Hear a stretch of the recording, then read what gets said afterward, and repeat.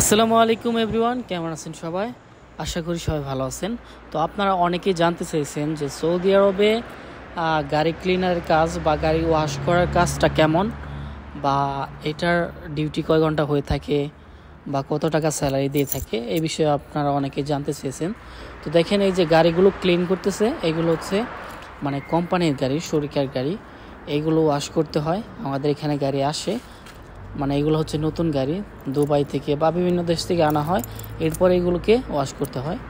আর গাড়ি কিন্তু দুইভাবে ক্লিন করা হয়, একটা হচ্ছে মাকসালাতে আর একটা হচ্ছে কোম্পানির মধ্যে। তো আমরা হচ্ছে কোম্পানির ভিতরে করি, এত মানে ওইভাবে করা হয় না যে এখানে মাকসালাতে করা হয়।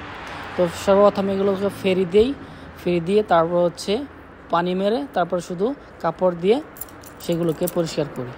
দেন এখন দেখতেছেন যে পানি মারতেছে, এর আগে হচ্ছে সাবানের পানি দেওয়া হয়েছে। তো সেটাকে ডলে ময়লাগুলো উঠিয়ে এখন এই যে পানি মারা হচ্ছে। এগুলো হচ্ছে মূলত গাড়ি ওয়াশ করার কাজ, খুব একটা কঠিন না। আপনারা দু একবার দেখলেই আপনারা করতে পারবেন, সেগুলো নিয়ে সমস্যা নেই। তো এখন আসি ডিউটির বিষয়ে। ডিউটি কয় ঘন্টা হতে পারে? ডিউটি হচ্ছে ম্যাক্সিমামই হচ্ছে মানে মাকসালা যেগুলো ওইগুলোতে 12 ঘন্টা, এছাড়া কোম্পানি যেগুলো থাকে 8 ঘন্টা 9 ঘন্টা থাকে ডিউটি। আর আসি বেতন।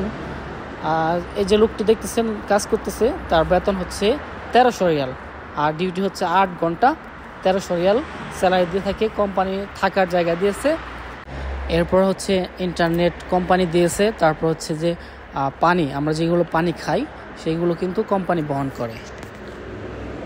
তো আশা করি আমার কথাগুলো আপনারা বুঝতে পেরেছেন। তো সবাই ভালো থাকবেন, সুস্থ থাকবেন। আসসালামু আলাইকুম।